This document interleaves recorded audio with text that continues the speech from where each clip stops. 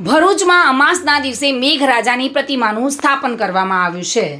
છડી નોમ પછી આવતી દશમે પ્રતિમાનું નર્મદા નદીમાં જળમાં વિસર્જન કરવામાં આવશે। છપ્પનિયા દુકાળના સમયમાં વરસાદની માંગ સાથે ભોઈ સમાજના લોકોએ અષાઢ વદ 14ની રાત્રે માટીની લગભગ 5.5 ફૂટ ઊંચી મેઘરાજાની કલ્પિત મૂર્તિ બનાવી હતી અને તેમણે મેઘરાજા પાસે વરસાદની પ્રાર્થના કરી હતી। અનેક વિનવણીઓ છતાં વરસાદ નહીં વરસતા લોકોએ મૂર્તિ ખંડિત કરી નાખવાની ચીમકી આપી હતી અને મળસ્કે વાતાવરણમાં પલટો આવ્યો હતો અને ત્યારબાદ ધોધમાર વરસાદ વરસ્યો હતો। 2 સૈકાથી અષાઢ વદ 14ની રાત્રિએ મેઘરાજાની પ્રતિમા બનાવી તેની સ્થાપના કરવાની પરંપરા ચાલી આવે છે।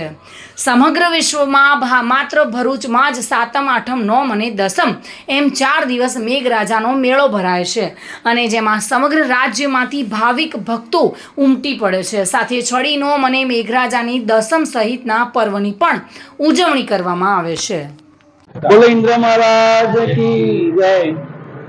ભૃગુ શ્રી પાવન ભૂમિ ભૃગુ કચ્છ ને ભૃગુ કચ્છમાં વસેલ ભરૂચ ને ભરૂચ ભોઈ સમાજ છેલ્લા 250 વર્ષથી વધુ સમયથી જલદેવતાની પ્રતિમા બનાવે છે।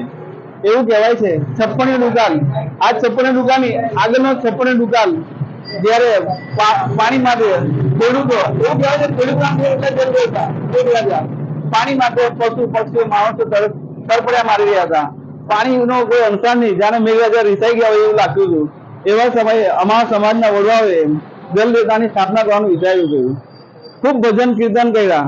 સત્ય, પ્રેમ અને કરુણાથી અમારો સમાજ સંકળાયેલો છે અને જોડાયેલો છે। ખૂબ ભજન કીર્તન કર્યા પણ કોઈ અંતર આવ્યો નહીં। એમાં એક સંત આવીને અમને કહી ગયા કે તમે આ શું કરી રહ્યા છો આટલા વર્ષોથી? અમે કહે છે કે અમે ભગવાનની આજીજી કરીએ છીએ, મેઘરાજાની, જલદેવતાની, કે ભાઈ વરસાદ રૂપે પૃથ્વી પર આવે। એમને અમને કહ્યું કે જાઓ તમે મારા નર્મદા નદીમાં જાઓ, માટી લાવો, માટી લાવીને તમે જલદેવતાની સ્થાપના કરો। અમે માટી લાવી, અષાઢી અમાસની રાતે એટલે 14ની દિવસે દિવાસાના દિવસે અમે કમ્પ્લીટ આ મૂર્તિ ઊભી કરી છે।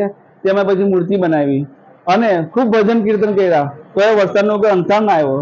છેવટે સંત એકદમ એ થઈ ગયા કે આ શું થઈ રહ્યું છે? એવા અમે એમને પ્રતિજ્ઞા લીધી કે હે જલદેવતા, જો તમે વરસાદ રૂપે પૃથ્વી પર નહીં આવો તો તમારી મૂર્તિને અમે ખંડિત કરીશું। અને એક ક્ષણ ઐતિહાસિક ક્ષણ બની ગઈ અને થોડા સમયમાં ખૂબ વરસાદ પડ્યો। આખા ગુજરાતમાં, આખા ભરૂચમાં ગામે ગામ વરસાદ પડ્યો। તે ટાઈમમાં નદી નાલાઓ સરોવર સર્જાઈ ગયા, ખેડૂતો પણ ખુશખુશાલ થઈ ગયા અને આજે પણ અત્યારે અમે મૂર્તિ બનાવી રહ્યા છે અને એ પરંપરા અમે જે અત્યારે સાચી રાખી છે। અસ્તુ। કેતન મહેતા સાથે bureau report, today Gujarati news.